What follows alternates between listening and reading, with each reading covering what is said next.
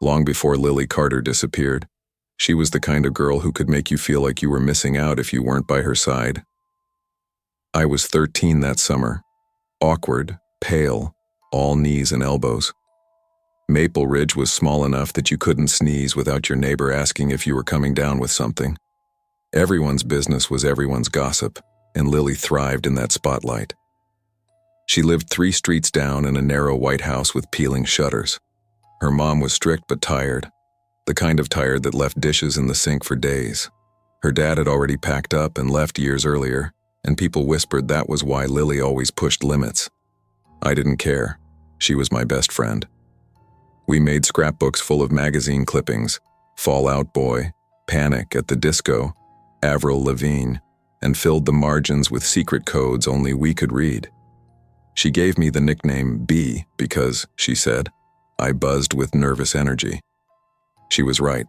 I always worried, always looked over my shoulder, but Lily never flinched.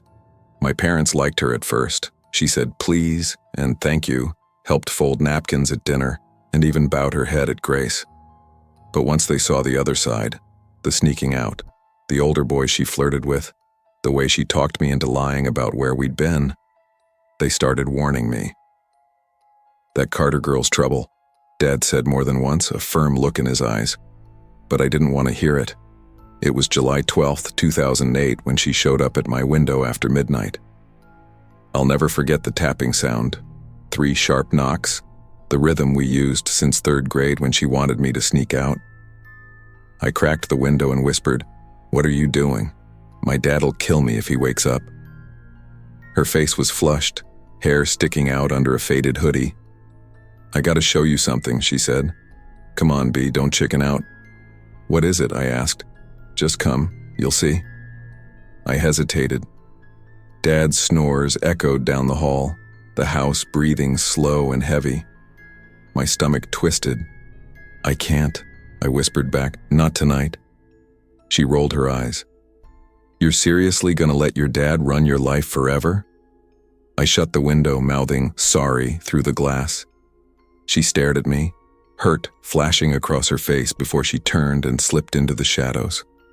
That was the last time I saw her alive. The next morning, Maple Ridge buzzed with police cars and questions. Lily was gone. Her mom cried in the driveway, clutching a photo, and neighbors huddled on porches shaking their heads. The cops said she ran away. Weeks later, they arrested a drifter found camping near the railway tracks. Everyone claimed it was open and shut, but deep down, I knew it wasn't. Something about the whole thing felt staged, unfinished. I carried that guilt for years, the what if that ate at me. If I'd gone with her, maybe she'd still be here, or maybe I'd have vanished too. I tried to bury it when I moved to Boston as an adult, but Maple Ridge followed me like a ghost. And then, 11 years later, my phone lit up at 3:17 a.m. with a message from Lily's old number. "You should have come with me." I sat up in bed, the glow of the screen burning my eyes. For a second, I thought I was still dreaming. The number was Lily's. The one disconnected in 2008, the one I used to dial until her voicemail filled with unanswered messages. My chest tightened. I typed back before I could think. "Who is this?" No response.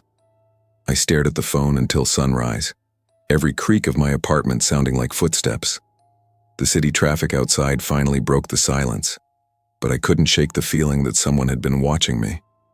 The next night, another text came. "Stop digging or you'll regret it." I hadn't been digging. Not really. Sure, sometimes I searched Lily's name online late at night, scrolling through old articles, dead forums, even missing person databases. But no one knew that. Not even my boyfriend, Matt. I didn't tell him about the messages. He'd think I was obsessing again, and maybe I was. But then came another text. This one made my skin crawl. "Secret club forever. B plus Lily." That was ours. Our made-up club from 4th grade, with passwords and doodles in the margins of our notebooks. Nobody else knew about it. Nobody. By the 3rd night, I was shaking with paranoia. I reached out to an old babysitter, Claire, who used to watch me and Lily when we were kids. She still lived in Maple Ridge, working as a nurse. Over the phone, I asked if she remembered anything from that summer. There was a pause, then a sigh. I shouldn't even say this, but I remember a black pickup truck parked near Lily's place the night she went missing. I thought it was her uncle's at first, but later I realized it wasn't. My mouth went dry. Did you tell the police? Of course, she said. They brushed it off, said it was probably just a neighbor. But B, don't go reopening this. Some things are better left buried. I hung up, but her warning only made me more restless. My thoughts spun back to the railway tracks, to Lily's daring grin that night, to the way she made me feel like I was always one step behind her. That week, I dreamed of her again. She stood by the tracks, the July moon overhead, calling me B in the same sing-song voice. But when I tried to answer, her mouth opened wide and no sound came out, only silence, like a scream swallowed by the night. I woke, drenched in sweat. My clock read 3:17 a.m. My phone lit up. It's not over. By then, I couldn't ignore it. I started reaching out to more people from Maple Ridge, old classmates, neighbors, anyone who might remember something. Most didn't want to talk. Some brushed me off. Others just went quiet when I said Lily's name, like I'd uttered a curse. But one conversation stuck with me. I tracked down Mr. Fletcher, who used to live across from Lily's house. He was older now, frail, his voice gravelly over the phone. I saw her once, he said, a week or two before she disappeared. She was arguing with some man older than me, but not her father. He drove off in a truck, dark color, could have been black.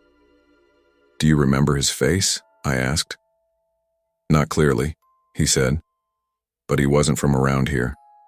You learn faces in a small town. He was new. My pulse raced.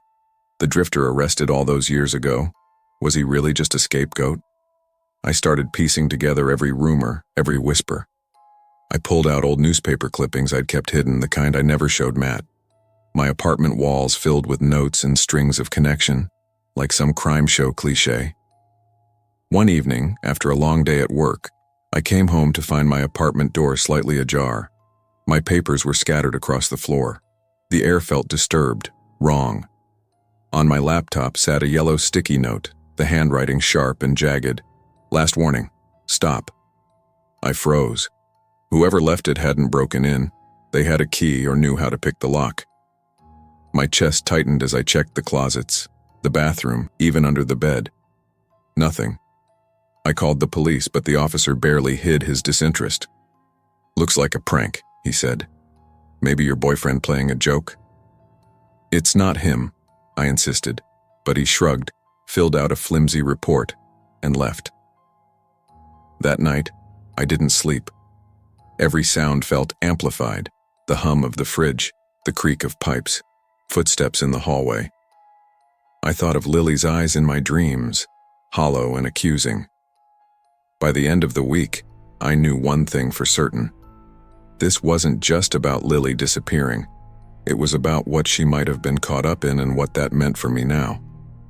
The texts kept coming. Always at 3:17 a.m., the time Lily left her house that night. Sometimes they were short, remember. Other times they were longer. You left me there. You chose them over me. One night I snapped and texted back, "Who are you? What do you want?" The reply came instantly. "You know who I am." I threw the phone across the room, but it didn't help. The words had already burned into me. I decided to go back to Maple Ridge. Matt begged me not to. It's been over a decade, B. Digging it up won't change anything. You're just going to hurt yourself. I need to know, I told him. If I don't, I'll never stop looking over my shoulder. When I got to town, everything looked smaller. The houses sagged, the streets cracked, the railway tracks rusted over. I drove past Lily's old house. A family I didn't recognize lived there now, toys scattered on the lawn. I parked by the tracks where she was last seen. The July heat wrapped around me, cicadas buzzing in the trees. I half expected her to appear, hoodie pulled tight, that daring grin daring me to follow. Instead, there was silence. Just me and the ghosts of a night I couldn't rewrite. That evening I met with Claire again. She looked me in the eye, voice low. "B, I'll tell you something I never told the cops. The night Lily vanished, I saw her walking with that man. She wasn't scared. She was smiling." "Smiling," I whispered, like she knew him, like she wanted to go. My stomach dropped. All those years I thought she was the victim, but what if she wasn't? What if she was leading me toward something darker all along? Back in Boston, the messages grew more erratic. "Don't trust anyone. They're lying to you." It was never about me. It was about you. One night, my phone buzzed again at 3:17. My hands shook as I read, "B, it's time to finish what we started." I dropped the phone. My reflection in the dark window stared back at me, pale and hollow. I thought of Lily's diary entries I'd found through an old classmate. Entries about manipulating people, about secret meetings, about being smarter than everyone else. Maybe she hadn't been the girl I thought she was. Maybe the Lily I loved as my best friend had always been wearing a mask. But then again, maybe someone else was wearing hers now, someone who knew enough to make me doubt everything. The truth is, I don't know who's sending the messages. I don't know if Lily was a victim or a conspirator, if she's dead or alive. All I know is that the past doesn't stay buried, not in Maple Ridge, not in me. And every night, when the clock ticks past 3, I brace myself for the next message, because whatever happened to Lily Carter, it isn't over. Some friendships leave scars deeper than love or loss. They shape who we become. Trust, once broken, lingers like a shadow. Not every mystery can be solved, and not every person is who we believe them to be. But we have a choice, to let guilt and secrets consume us or to live carefully, knowing the past can't be changed, only understood. When I think back to the summer of 2014, I can still smell the faint mix of espresso and rain that clung to Seattle sidewalks. I was 19, restless, fresh out of high school with no plan carved out yet. My older sister Megan was finishing her master's degree at the University of Washington, and when she offered me a chance to stay with her for the summer, I jumped. It felt like an escape from the quiet suburb I'd grown up in. Her place was a cramped 3-bedroom apartment on Pine Street. It was the kind of spot where the floors creaked when anyone walked, and the walls were thin enough that you could hear late-night arguments or laughter through them. Megan didn't live there alone. She shared it with 3 roommates, each different, each busy in their own way. To me, it felt like stepping into a lively little universe. Takeout containers stacked on the counters, textbooks covering the couch, indie music floating through the air at odd hours. At first, I thought the summer would be fun. Megan and I hadn't lived together since I was 13, and I was excited to spend time with her as adults. Her energy filled any room. She was sharp, funny, never afraid to speak her mind. Living with her again reminded me how much I'd missed her. Not all her roommates had the same spark. 2 of them, Daniel and Claire, were a couple who kept mostly to themselves. Daniel had shaggy brown hair and always wore hoodies no matter the weather. He had this hunched posture, like he was trying to fold into himself. Claire was taller, pale, with eyes that lingered too long when she looked at you. Their relationship seemed more like a pact than romance. Quiet, guarded, with an odd heaviness around them. At first I figured they were just introverts, the type to close themselves off from the chaos of shared living. But little things about them started to unsettle me. Some mornings I'd wake up to find my snacks opened on the counter, bags rolled but not sealed. My notebook, one I never left lying around, would be out on the desk, flipped to pages I hadn't touched in weeks. Megan teased me, called it apartment gremlins. I tried to laugh along, but I felt watched. Claire especially gave me that feeling. She had a habit of staring at my things, clothes, books, even my toothbrush once, her eyes following it as I put it back on the shelf. She asked me once, in this flat, humorless tone, if she could borrow a scarf I hadn't even worn outside. I said sure, mostly because I didn't know how else to respond. The way she held it, draped across her lap without smiling, unsettled me. Then came the night I came home late from a movie. The apartment was dark except for a sliver of streetlight through the blinds. As I walked down the hallway, I froze. Daniel was standing there in total darkness, silent. My heart lurched into my throat. "Daniel?" I whispered. He shifted slightly, eyes barely visible. "Careful who you trust," he muttered, before turning and slipping into their bedroom. I didn't tell Megan that night. I just shut my door, sat on my bed, and tried to convince myself it was nothing. But deep down, I knew it wasn't. Something about that apartment, about Daniel and Claire, had shifted. The air felt different now, heavier, waiting.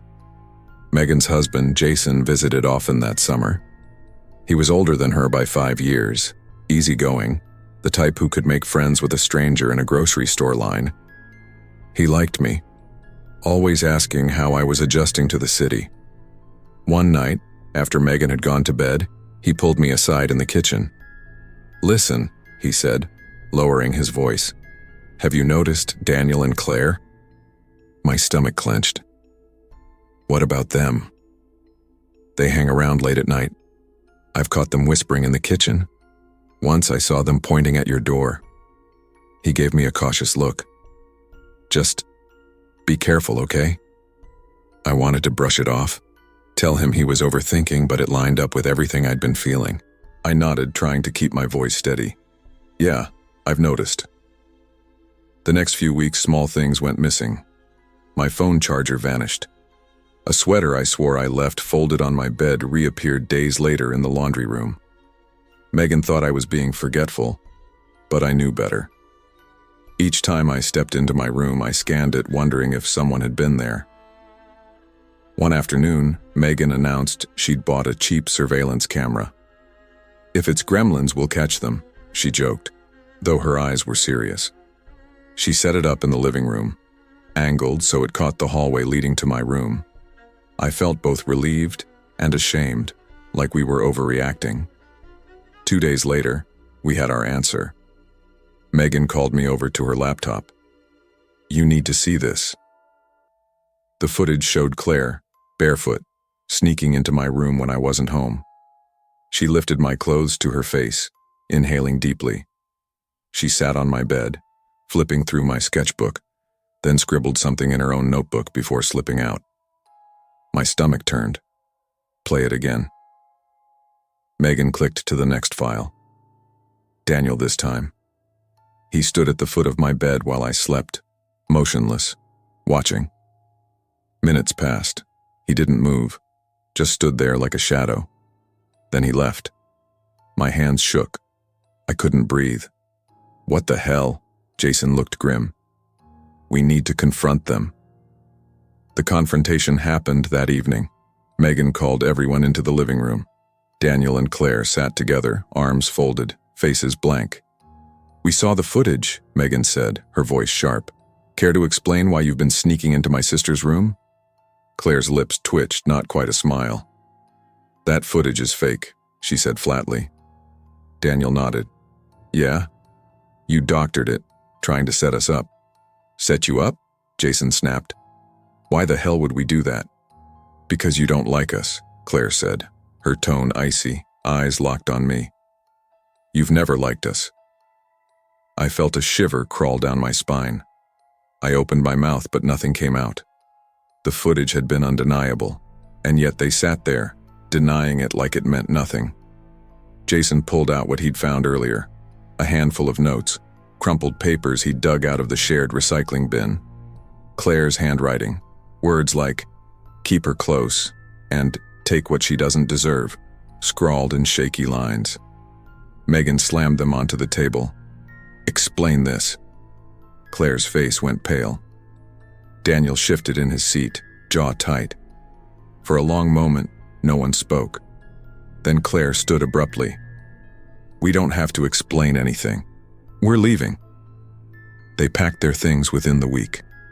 Megan forced the issue, changing the locks as soon as they left. For a while, the apartment felt lighter, but I couldn't shake the image of Daniel at my bedside, or the way Claire had looked at me. After they left, I tried to settle back into normal life. I spent afternoons exploring Seattle, Pike Place Market, the waterfront, little coffee shops tucked away on corners. But at night, when I lay down in bed, sleep refused to come. I'd stare at the shadows in my room, half expecting someone to step forward. I kept wondering, how long had they been watching me? What did they want? The notes hinted at obsession, but obsession with what? Me? My life? Something I didn't even realize I had? One evening, I brought it up with Megan. "What if they're still watching?" I whispered. She looked at me, her face softer now. "They're gone, B. We got them out. They can't hurt you." But I didn't believe it. When I walked down the street, I checked over my shoulder. In coffee shops, I scanned faces, searching for theirs. Even at night, when the city buzzed outside, I sometimes heard footsteps in the hallway that weren't there. The worst part wasn't what they did. It was the silence of not knowing how far it had gone. Had they touched me while I slept? Had they been in the room when I woke up, just slipping away before I noticed? Those questions burrowed into me, questions without answers. By the end of the summer, I was counting the days until I could leave. When I finally did, I thought distance would help. New city, new apartment, new locks. But the paranoia followed. Even now, years later, every time I move into a new place, I check each room 3 times before I sleep. Closets, under the bed, even behind the shower curtain. I can't shake the feeling that someone could be standing there, waiting. Sometimes, late at night, I still hear Daniel's voice in my head. "Careful who you trust." It echoes in the dark, reminding me that even in the safety of family and home, strangers can slip through the cracks. And that summer in Seattle, I learned just how close danger can stand, sometimes only a wall away. Trust is fragile, and safety is something we often take for granted until it's gone. I learned that not every threat comes from outside. Sometimes it hides in the people you share space with, people you assume are harmless. Paying attention to your instincts and don't ignore the quiet alarms in your head. They might be the only warning you get. Back in 2006, I thought love meant permanence. I was 16, a junior in high school in Asheville, North Carolina, and I wore a silver promise ring that matched the one on Ethan Morales' finger. He was my first real boyfriend, the first boy I let myself dream with. We wrote letters on notebook paper instead of texting, passed them between classes, and swore in handwriting that we'd get married after graduation.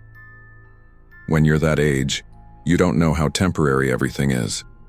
You think the way someone smiles at you in the hallway can last forever. That teenage love will carry you through every storm. I didn't realize then how fragile those promises were. Our story unraveled like most high school romances. Ethan was charming, maybe too charming. By spring of senior year, whispers spread about another girl, her notes folded neatly in his backpack, her perfume lingering on his hoodie. I confronted him outside the gym, tears choking my voice. He swore it was just friendship, but then she showed up, hand brushing against his. The betrayal was so sharp, it left me hollow. We broke up in the worst way possible. Loud fights in the cafeteria, friends forced to pick sides, the kind of breakup that makes you feel exposed under fluorescent lights. After that, we cut ties completely. I boxed up the letters, stuffed the ring in a drawer, and swore I'd never let myself fall that hard again. Years passed, and life had its own way of teaching me lessons. By 2017, I wasn't the girl with the promise ring anymore. I was living in Richmond, Virginia, raising my daughter on my own after a rough divorce. I'd traded in high school hallways for long workdays, bills, and the quiet resilience of motherhood. My heart had hardened, but my daughter softened the edges in ways I didn't expect. She gave me purpose. That's when Ethan appeared again. It was late one night when the notification popped up. A friend request from him on Facebook. My stomach clenched. His profile picture showed the same dark eyes, though older now, sharper around the edges. I hesitated for days, hovering over the accept button. Part of me wanted to delete it and move on. But curiosity has a way of pulling you backward. I accepted. The messages started out harmless. "Hey, how've you been?" Turned into long conversations about careers, families, even old teachers we used to laugh about. For a while, it felt strange but comforting, like slipping into a memory I thought I'd outgrown. He told me about jobs he'd worked, about mistakes he regretted. I told him about my daughter, about building a life after heartbreak. For a brief moment, I believed we'd found a safe middle ground. Two people who'd once loved each other recklessly, now talking like old friends. But the past never comes back clean. Because when Ethan started dating someone new, the messages I began receiving weren't from him. They were from her. Her name was Marissa. I didn't know her, but she knew me. Within weeks of their relationship going public on Facebook, she sent me a private message. "Stay away from Ethan, he told me about you." I stared at the words, unsure how to respond. Stay away? From what? We weren't anything but old friends catching up. I typed back, "I'm not interested in Ethan. We're just talking." Her reply came fast. "I don't care. I don't want your name in his mouth." I brushed it off at first. Maybe she was insecure, jealous of an ex from over a decade ago. But the messages didn't stop. She started sending screenshots of her conversations with him, messages where he mentioned me, where he said it was nice to catch up. She twisted them, mocked me for being a single mom, even taunted me with screenshots of photos from my own Facebook page. One day, she sent one of my daughter's school photos with the caption, "Cute. Too bad she'll grow up without a real father." My blood went cold. I didn't reply. I blocked her account thinking it would end there. But Marissa wasn't the type to stop. Soon new accounts popped up. Some were men with smiling profile pictures. Some were old friends I thought I'd reconnected with. At first, I fell for it. I added one account that looked like a former classmate. He messaged me, asked about my life, even called me one night. But when I picked up, the voice on the other end was hers. "Did you really think he loved you?" she sneered. "He only pities you." My hand shook so badly I dropped the phone. After that, every notification on my screen felt like a threat. She knew things about me I hadn't told anyone. My daughter's school, the street I lived on, even which grocery store I shopped at. Each message was laced with venom, but it wasn't just about me anymore. It was about my daughter. "You should have told him the truth," she wrote once. "Don't let her near him." The implication rattled me to my core. I tightened security at home. I changed the locks. I warned the neighbors to keep an eye out. I even alerted the school, giving them Marissa's photo in case she ever showed up. But the most unsettling part was Ethan's reaction. When I finally worked up the courage to confront him, his tone was dismissive. "She's just overprotective," he said. "Don't take it personally." Overprotective? My voice cracked. "She's stalking me, Ethan. She's threatening my daughter. She doesn't mean it like that. She just gets jealous. You know how girls are." I hung up the phone in disgust. At that moment, I realized I couldn't rely on Ethan. Whether he was enabling her or simply too weak to stop her, it didn't matter. The line between friend and enemy blurred. And that's when I found the note. It was taped to my car windshield outside my apartment building. A simple piece of lined notebook paper, the edges curled from humidity. "I'm watching her. Don't test me." At the bottom was my daughter's name, scrawled in uneven letters. I stood frozen, keys in my hand, heart pounding so loud it drowned out the traffic. The street felt different now, every parked car suspicious, every passing pedestrian a threat. My hands trembled as I ripped the note down. Inside the apartment, I locked the door behind me and called the police. My voice cracked as I explained the situation. how the messages had escalated, how this note was proof. The officer on the other end sounded tired. "Ma'am, has she made any direct threats of violence?" "She said she's watching my daughter," I snapped. "Isn't that a threat?" "It's concerning, yes," he said. "But unless she explicitly says she intends to harm you or your child, there's not much we can do. Keep records of everything, screenshots, notes, phone calls. If it escalates further, we can take action. Keep records." That was their advice.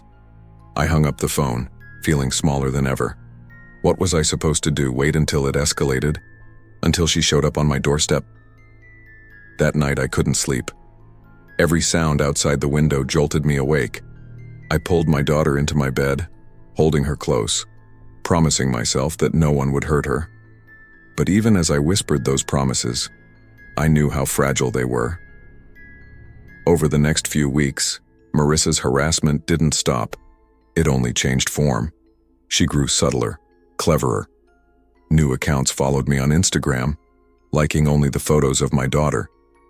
Emails arrived from addresses I didn't recognize, filled with cryptic lines.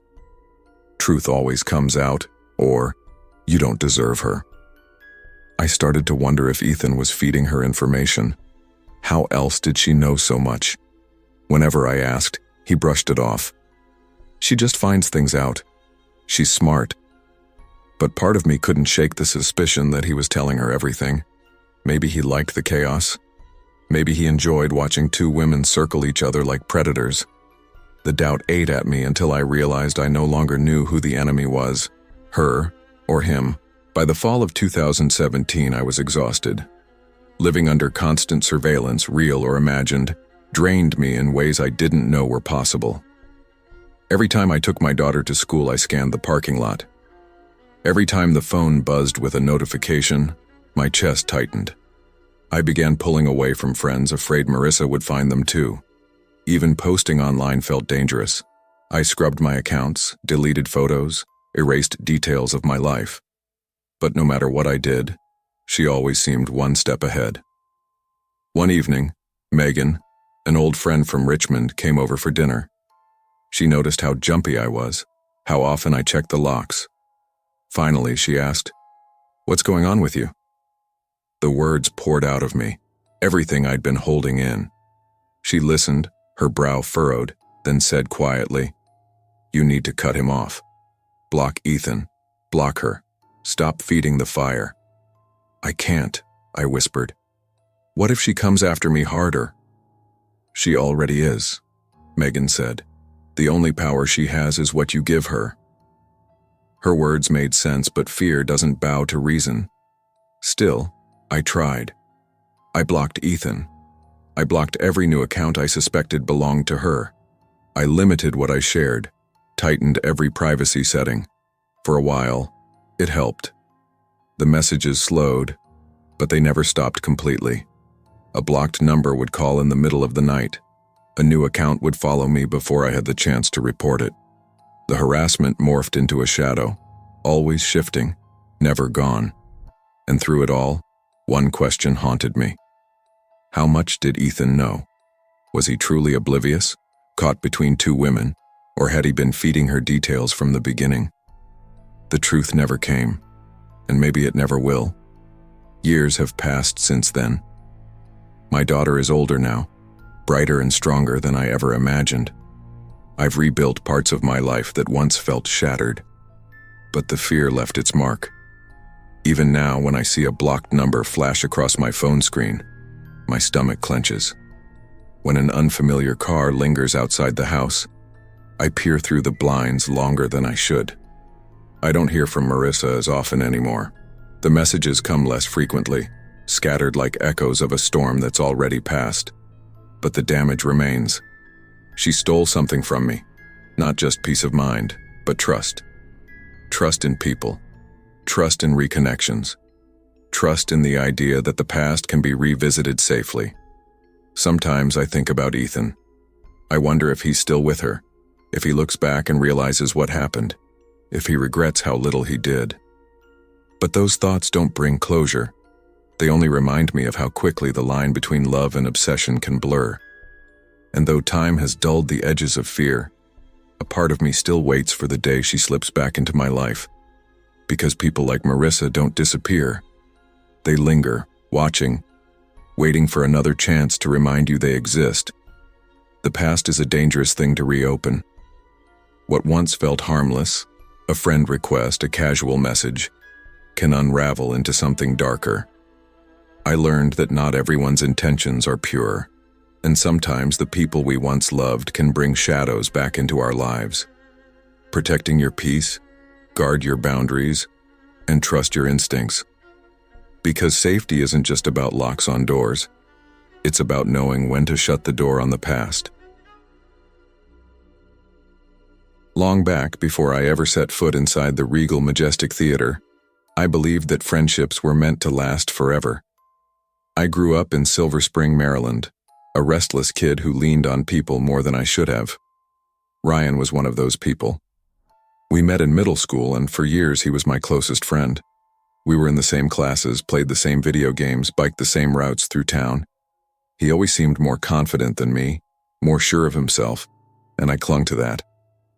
But by the time I was 20, the weight of our friendship had shifted.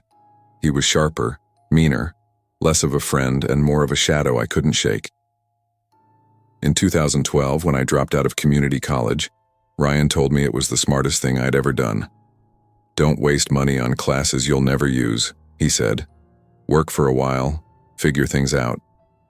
It sounded reasonable at the time. He even claimed he'd do the same, but instead of working, he drifted, always hanging around, always reminding me that I owed him. I wasn't sure for what exactly, but the way he said it made me feel small.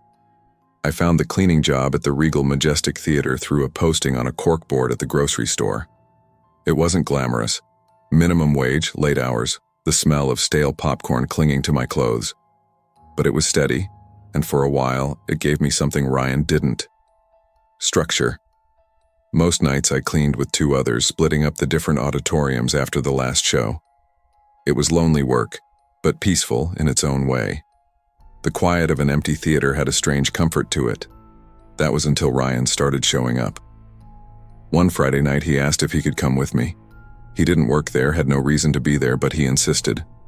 "I'll just hang out," he said, grinning. "Keep you company." I should have said no. Something about the way he asked unsettled me, but old habits die hard. I still wanted to believe we were friends, so I let him tag along. That night, after a marathon of horror movies, the theater was unusually quiet. I was sweeping popcorn from the aisles in Theater 7, and when I looked up, Ryan was sitting alone in the back row. He wasn't talking, he wasn't laughing. He was just staring at me, pen scratching in a notebook. I called up to him, told him to at least help with the trash bags if he was bored, but he didn't move. When I got closer, I saw what he was drawing. It was me, sweeping, hunched over, but every sketch had my face scratched out. I laughed it off at first, though it was a nervous laugh. "What the hell, man, that's creepy." He didn't flinch. He just smirked and said, "Just keeping track of how far you've fallen." His voice was calm, but his words cut through me. It was then I realized he hadn't come to hang out. He came to watch me, to make me feel small again. The days that followed felt heavier. Ryan didn't show up at the theater, but he lingered in other ways. Little things went missing from my locker, my water bottle, my phone charger, even the spare uniform I kept folded on the top shelf. I thought maybe I'd misplaced them, but then I found the note. It was sitting inside my locker on top of my folded street clothes. Just 4 words, scrawled in his jagged handwriting. "Quit before things get worse." My hands shook as I held it. I wanted to believe it wasn't him, but who else could it have been? I crumpled it up, shoved it deep in my pocket, and went back to work like nothing happened. When I got home that night, I tried to talk myself out of it. Ryan was just messing around the way he always had. He liked pushing buttons, getting under people's skin. But the truth sat heavy in my gut. This wasn't harmless anymore. A week later, I was finishing up my shift alone when I heard noises in Theater 5. The last show had ended over an hour earlier. I figured maybe a drunk straggler had fallen asleep in the back row, so I grabbed a flashlight and went to check. The place was dark, sticky with soda, the faint smell of buttered popcorn still hanging in the air. "Hello?" I called out. My voice echoed back at me. That's when I heard it. A low chuckle, close but hidden. I swung the flashlight toward the sound and froze. There was Ryan, crawling on all fours between the seats. His eyes glinted in the beam, and he was laughing under his breath. He lunged before I could react, grabbing my arm so hard I thought he'd leave a bruise. He leaned close, his breath hot on my ear, and whispered, "See how easy it is to scare you?" I shoved him off and staggered back, my heart pounding. "What the hell is wrong with you?" I shouted, louder than I meant to. He just smiled, wide and unsettling. "Relax, it's a joke, you're too easy." But it wasn't a joke, it was a warning. After that night, something broke in me. I couldn't laugh it off anymore. I couldn't pretend Ryan was just being Ryan. He'd crossed a line, and deep down I knew it was only going to get worse. The next morning, I went straight to my manager. My voice trembled as I explained what had happened. The crawling, the grip, the whisper. I expected him to roll his eyes, but he didn't. He nodded slowly, then asked me to describe Ryan. "If he comes back, he won't be allowed inside," he said firmly. That evening, I got a call from a number I didn't recognize. I didn't answer. A minute later, a voicemail popped up. His voice. Ryan's. "You can tell them whatever you want," he said, his tone flat. "But you can't stop me from watching." I deleted it without listening again.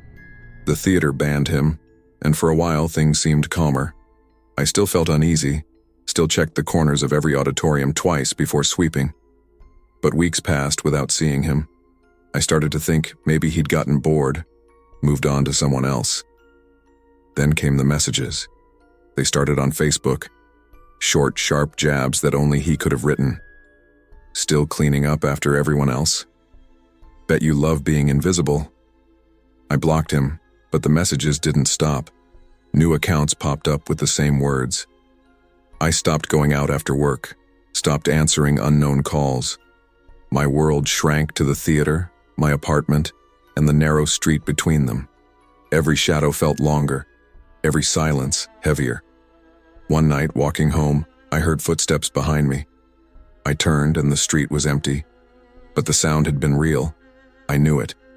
My heart thudded in my chest until I reached my apartment and locked the door behind me. Lying in bed that night, I couldn't shake the thought. Ryan wasn't just messing with me anymore. He was feeding on me. By the end of that year, I quit the theater. I told my manager I couldn't take the hours anymore, but the truth was simpler. I couldn't take the fear. Every dark auditorium reminded me of Ryan crouched in the shadows, waiting. Even after I left, he lingered. For months, I'd get calls from unknown numbers in the middle of the night. Sometimes I'd answer and there would be nothing on the other end, just silence. Other times I'd hear breathing, low and steady. Once, I heard laughter.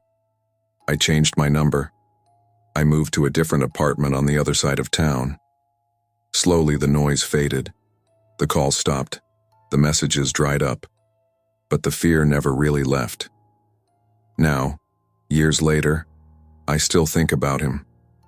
Sometimes I catch myself glancing over my shoulder when I walk past a theater at night. The smell of popcorn makes me tense. Empty seats look less like furniture and more like hiding places. I don't know what became of Ryan. Maybe he found someone else to fixate on. Maybe he burned out and disappeared into the background. Or maybe he's still out there, crouched in some dark corner waiting for the chance to lunge again. But I learned something through it all. Friendships don't always break. They rot. They turn into something unrecognizable. Something that feeds on you until there's nothing left. And when that happens, you don't owe anyone loyalty. You owe yourself freedom. Sometimes the people closest to us are the ones who hold us back the most. Real friendship builds you up. It doesn't tear you down or make you afraid. The hardest part is recognizing when someone you trust has turned into something dangerous. But walking away, even when it feels impossible, is the only way to take your life back. I've always believed that people come back into our lives for a reason. Sometimes it's a blessing, sometimes it's a warning. Back in college, I thought Samantha Green was the kind of person who burned bright and fast. She was the girl who danced on tables at parties, who could turn a boring Tuesday night into something worth remembering, who made every small victory seem like a celebration. I admired her energy, maybe even envied it. But she was also exhausting. She clung too tight, leaned too hard, and always expected me to fix the messes she created. By the time I drifted out of that social circle, I was relieved not to carry her weight anymore. So when she reached out in 2018, years after I had moved to Denver to start fresh, I hesitated. The message came through Facebook. "Hey stranger, I'm in town. Need a friend." It felt strange, almost rehearsed, but guilt tugged at me. Maybe she had changed. Maybe I owed her at least a coffee. I told myself people grow, people mellow out, and maybe she just wanted to reconnect. We met at a cafe on Colfax. She walked in wearing a vintage coat, hair wild, eyes bright with that same manic spark I remembered. At first, it was almost nostalgic. She laughed too loudly, waved her hands around as she told stories, asked about my job at the bookstore. But as we talked, I noticed her steering the conversation, always prying, always digging deeper. When I mentioned I had gone on a couple of dates recently, her smile faltered. She stirred her coffee without drinking it, then asked, "So, are you serious with anyone?" I brushed it off, but the look in her eyes lingered. I thought that was it, a single awkward reunion. But the very next evening, she showed up outside the bookstore as my shift ended, holding takeout. "Thought you'd be hungry," she said. It was strange, but I was too polite to refuse. We sat on a bench, ate noodles from paper boxes, and she talked like no time had passed. That night, my phone lit up with a flood of messages, memes, song lyrics, random observations. When I didn't reply, the tone shifted. "Don't ghost me like everyone else. You know I need this." By morning, there were 30 unread texts. I told myself it was just her being quirky, the way she had always been. But deep down, I felt something I hadn't before. Unease. The pattern continued. Samantha was everywhere. If I wasn't answering her texts, she was waiting outside the bookstore. If I tried to dodge her, she showed up at my apartment with groceries, insisting she wanted to help. When I told her I needed space, she pouted, then laughed it off like it was a joke. "Oh, you know me," she said. "I just care too much." But caring didn't look like this. Caring wasn't dozens of missed calls in the middle of the night. It wasn't scrolling through my social media only to see her commenting on every post within seconds. It wasn't her dropping names of people from my past that I hadn't mentioned in years, as if she'd been digging for them. The first time I really tried to set a boundary, I said, "Sam, I can't hang out every day. I need time to myself." She tilted her head, smiled sweetly, and said, "Time to yourself? Or time with someone else?" I blinked, thrown. "What are you talking about?" She shrugged. "Just asking." Then she laughed, but it didn't feel like laughter. It felt like testing. When she met Alex, my roommate, things escalated. She came by one night when he happened to be home. The moment she saw him, her eyes narrowed, scanning him like she was trying to solve a puzzle. Later, Alex pulled me aside, uneasy. "Who is she?" he asked. She was grilling me, asking if we were dating, if I thought you'd ever leave me. It was weird. I felt a pit form in my stomach. I told him she was just an old friend, but even saying it out loud felt false. She wasn't acting like a friend. That week, she started leaving voicemails when I didn't answer her calls. "I know you're ignoring me. That hurts. After everything we've shared, after everything I've given you." Another time, "Don't betray me. I can forgive a lot, but not betrayal." I stopped replying altogether. I thought silence would send a message. Instead, it seemed to fuel her. By the time fake social media accounts appeared, I wasn't surprised. One account was a copy of mine, using my old photos and pretending to be me. Another account posted candid shots of me around town, photos I hadn't known were taken, me shelving books at work, me crossing the street, me sitting at a coffee shop with Alex. I felt watched everywhere I went. I confronted her once, desperate to end it. I found her outside the bookstore again, leaning against the brick wall like she'd been waiting for hours. "Sam, this has to stop," I said. "The calls, the pictures, the messages. It's too much." She smiled, like I just complimented her. "I'm not doing anything wrong. I just care more than anyone else ever will. You should be grateful." "Grateful?" My voice shook. "You're stalking me." The smile dropped. Her eyes hardened. "Don't use that word. Don't make me the villain. Everyone leaves me. You're supposed to be different."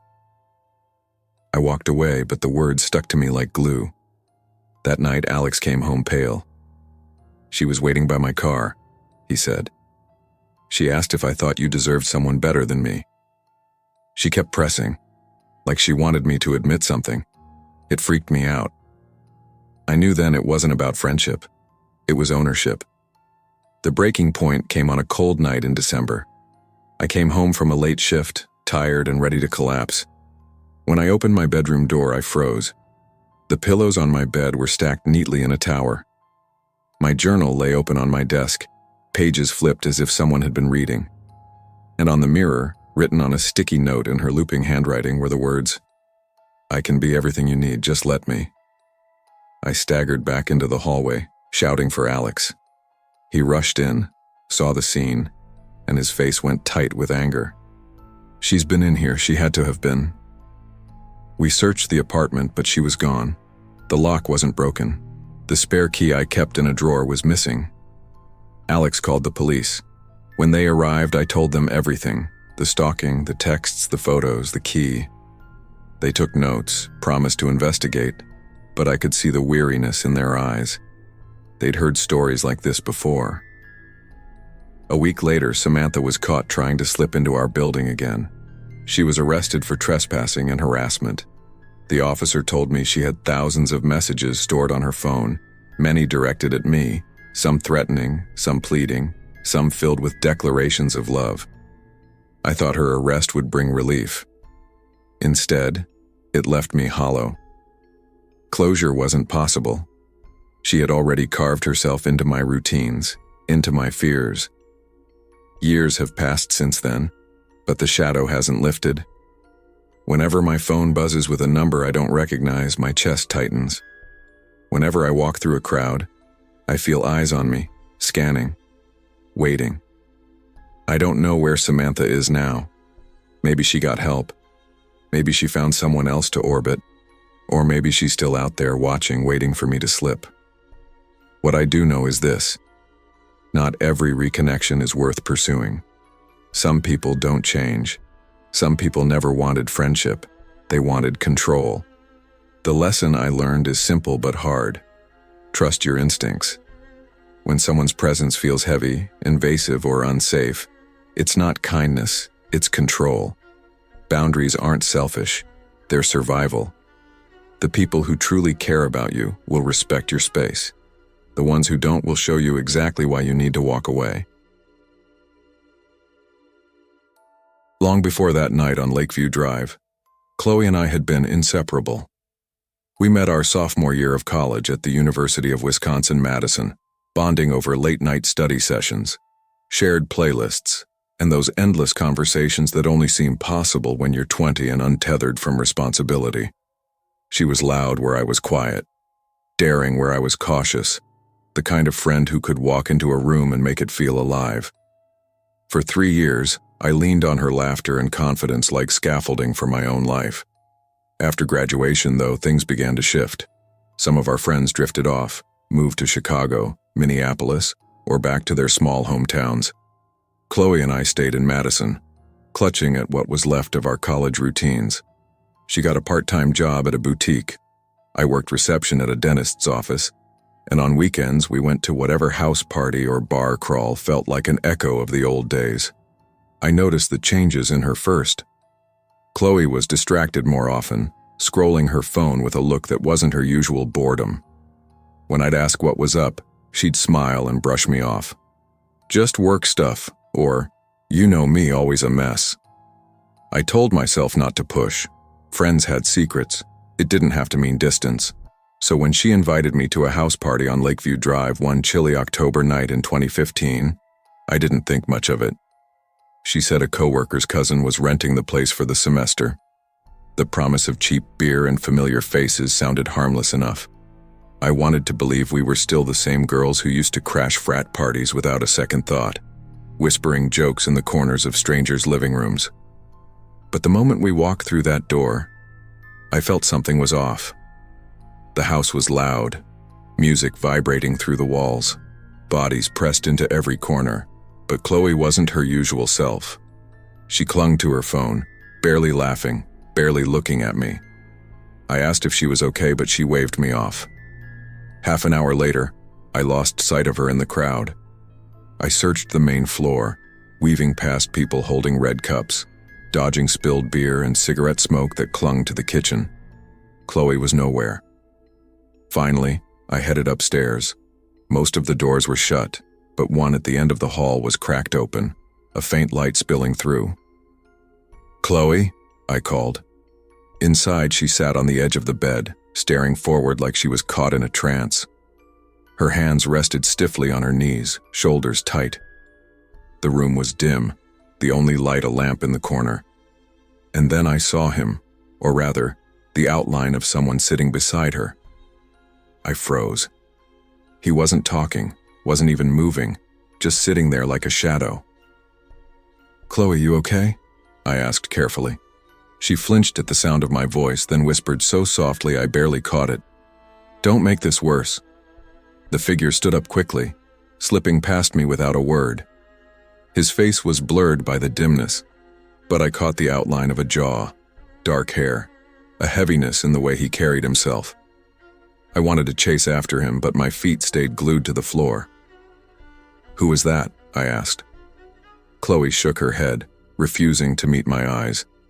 "Just drop it." I didn't push her then. The tension in her body told me if I did, she'd shut down completely.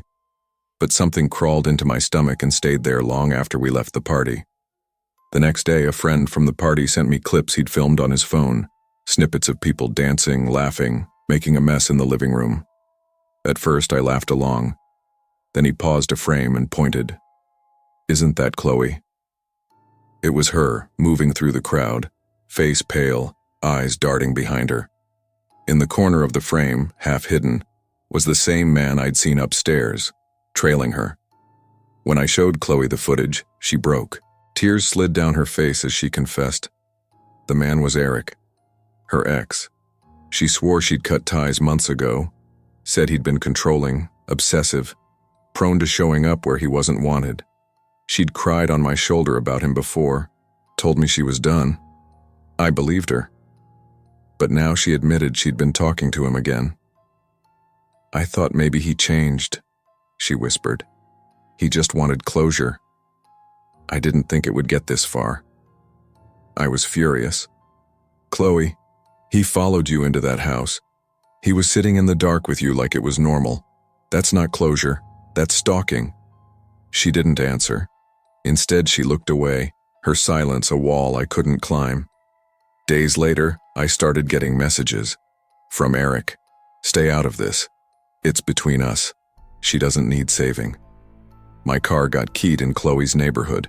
Once, leaving work, I spotted him standing near the lot, just far enough that I couldn't accuse him of trespassing, close enough that I knew he wanted me to see him. I confronted Chloe again. "He's threatening me now. This isn't just about you anymore." Her response gutted me. "You're making it worse. If you'd just let me handle it, he wouldn't be doing this." That was the moment I realized she wasn't just a victim. She was holding the door open for him. The breaking point came weeks later. Chloe invited me over for wine and a movie. For the first time in months, I thought maybe we were finding our way back. But halfway through, she admitted it. Eric had been at the party because she asked him. I nearly dropped my glass. "You what?" "He just wanted to talk," she said quickly. I didn't think he'd show up like that. I didn't think he'd take it that far. I felt sick. You lied to me. You let me walk into that room thinking some stranger was cornering you. You let him threaten me. For what? To feel wanted by both of us? Her silence was the only answer I needed. I left that night and never went back. For months, Eric still lingered. I blocked numbers, changed my parking routine, checked over my shoulder when I walked home. Eventually, his shadow faded, but Chloe's betrayal left the deeper mark. I never got an apology. Not a real one. She moved on to other friends, other nights out. When people asked why we stopped hanging out, I said we drifted. It was easier than explaining how dangerous loyalty can become when it's misplaced.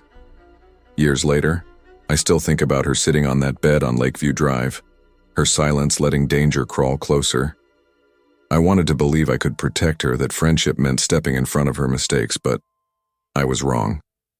Sometimes the people you defend with everything you have will be the very ones who hand you over to the fire. Friendship is built on trust, not obligation. When someone chooses to let danger in, you cannot save them by sacrificing yourself. Protecting your own boundaries is not betrayal, it's survival.